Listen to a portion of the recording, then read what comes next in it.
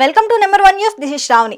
మాల జాతిని తరతరాల నుండి హీనంగా చూస్తున్నారని, అంబేద్కర్ వాదానికి గాంధీ వాదానికి చాలా వ్యత్యాసం ఉందని అంబేద్కర్ మునిమనవడు రాజారత్నం అంబేద్కర్ పేర్కొన్నారు. నూజివీడులో జరిగిన మాలల ఆత్మగౌరవ సభలో ఆయన ముఖ్య అతిథిగా పాల్గొన్నారు. ఈ సందర్భంగా ఆయన మాట్లాడుతూ ప్రతి ఒక్కరూ కోటు సూటు బూటు వేసుకొని తిరగాలని అంబేద్కర్ వాదం తెలుపుతుందని పేర్కొన్నారు. అనంతరం హైకోర్టు అడ్వకేట్ సమతా సైనిక్ దళ్ అధ్యక్షుడు పాలేటి మహేష్ మాట్లాడుతూ మాలల జాతి చరిత్రను ప్రతి ఒక్కరూ తెలుసుకోవాలని, చరిత్ర పుటల్లో వాళ్లకు గొప్ప స్థానం ఉందని, ఐక్యరాజ్య సమితి ప్రపంచ మేధావులు ఎవరని సర్వే చేస్తే కేవలం అంబేద్కర్ పేరు మాత్రమే వినిపించిందని తెలిపారు. ఈ కార్యక్రమానికి మాల సంఘం నాయకులు మరియు కార్యకర్తలు పెద్ద ఎత్తున పాల్గొన్నారు. ఈ జనగణన ఇవి మొత్తం తీయాలంటే మళ్ళీ పార్లమెంట్లో రాజ్యాంగ సవరణ చేసి తీయాలి. ఇదే బాబాసాహెబ్ అంబేద్కర్ అందుకే నా ప్రజలు పాలకులుగా ఉండాలి, పాలితులుగా ఉండకూడదని కోరుకున్నాడు. ఆయన ఈ యొక్క పోరాటం ఆగదని ఈ సభాముఖంగా మర్చిపోయిన మనం మన వీరుల త్యాగాల భుజాల మీద నుండి ఈరోజు ఈ సమాజాన్ని చూస్తా ఉన్నాం. మన ముత్తాతలు చొక్కాలు వేసుకున్నారా? మన ముత్తాతలు బ్రేక్ కొడితే బండాగాలి, మాలోడితో పెట్టుకుంటే గుండాగాలి.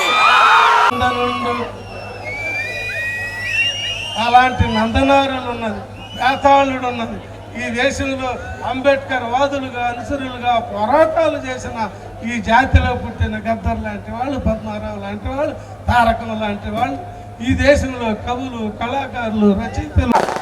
ఈ మాలల చరిత్ర తెలుసుకోవాల్సిన అవసరం ఇక్కడికి వచ్చిన ప్రతి మాల నా జాతి రక్త సంబంధికులందరికీ ఉందని మీకు తెలియజేసుకున్నాను. కానీ సమయాభావం వల్ల రెండు విషయాలు మాట్లాడి మన ముఖ్య అతిథి అలాగే మీకు కూడా సమయాభావం అవుతుంది. మాలల చరిత్ర చాలా గొప్ప చరిత్ర.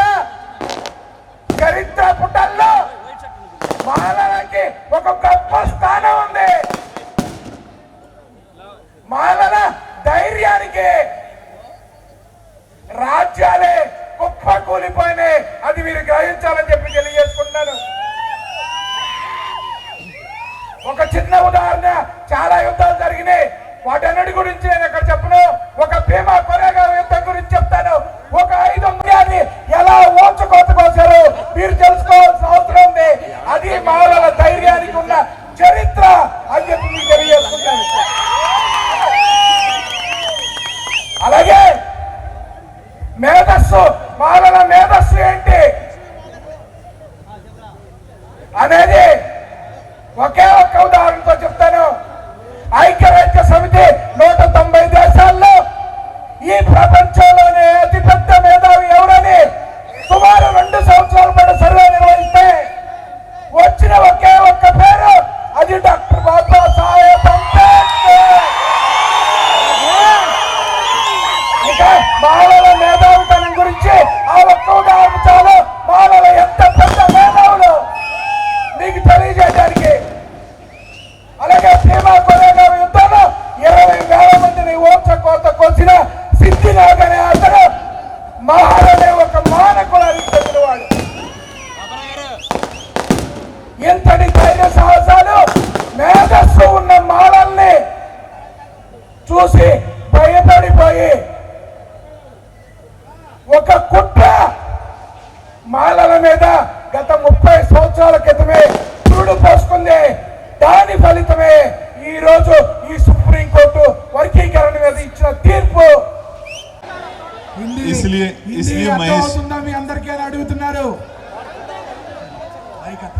महेश जी मेरा ट्रांसलेशन करेंगे, ठीक है? మీకు అర్థమయ్యేలా చెప్తారు పక్క నుంచి.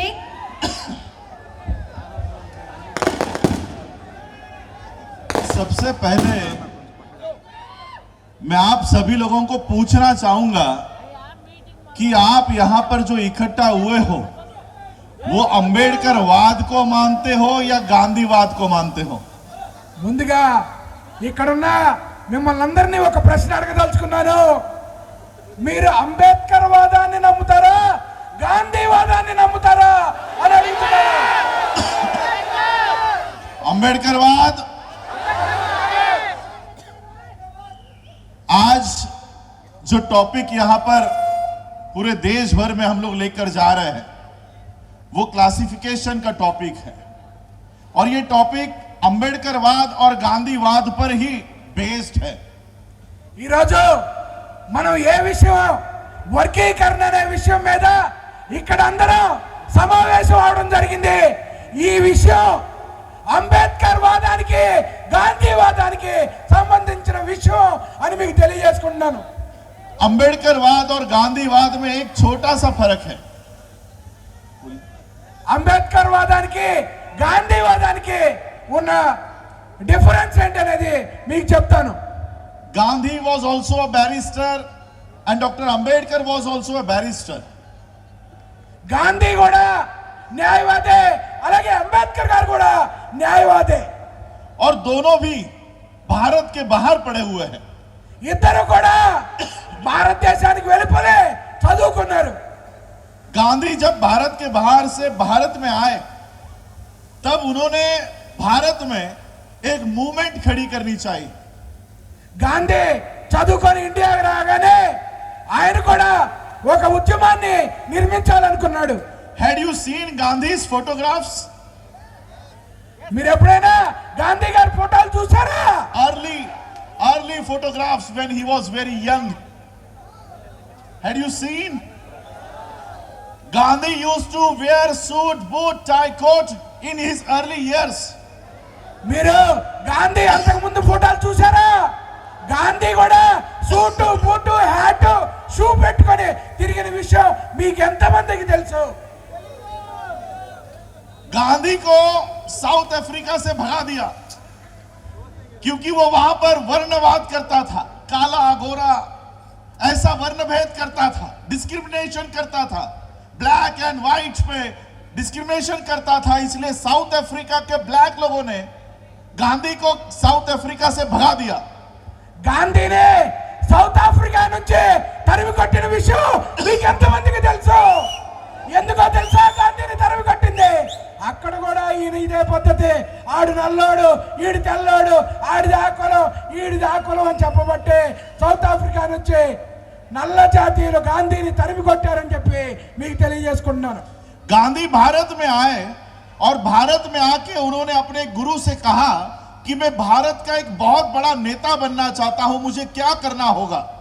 గాంధీ అక్కడి నుంచి తరివేయగానే ఇండియాకి వచ్చి ఆయన గురువు గారిని అడిగి, నేను ఇక్కడ ఒక పెద్ద నేతని, పెద్ద నాయకుడిని కావాలనుకున్నాను, నన్ను ఏం చేయమంటారో చెప్పండి అని అడగడం జరిగింది. वो गुरु ने गांधी से कहा कि आप पहले भारत का दौरा करके आओ, भारत के लोगों को मिल के आओ, भारत के लोगों को देख कर आओ, वो कैसे है, कैसे रहते हैं. और इसलिए गांधी पूरा भारत का दौरा करने गए. ఈ మాట గురువు గారు చెప్పంగానే గురువు గారు ముందుగా ఏం చెప్పారంటే గాంధీకి, అయ్యా ముందు నువ్వు నేత కావాలనుకుంటే ముందు దేశం అంతా ఒకసారి తిరిగిరా, దేశంలో ప్రజలు ఎలా బతుకుతున్నారో చూసిరా అని చెప్పడంతో ఆయన దేశంలో పర్యటించడం మొదలుపెట్టాడు.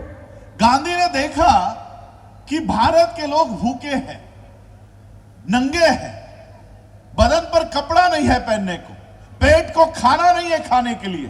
गांधी ने ये सारी हकीकत अपने आंखों से देखी और अपने गुरु से आकर कहा कि ये यहाँ के लोग तो भूखे नंगे हैं.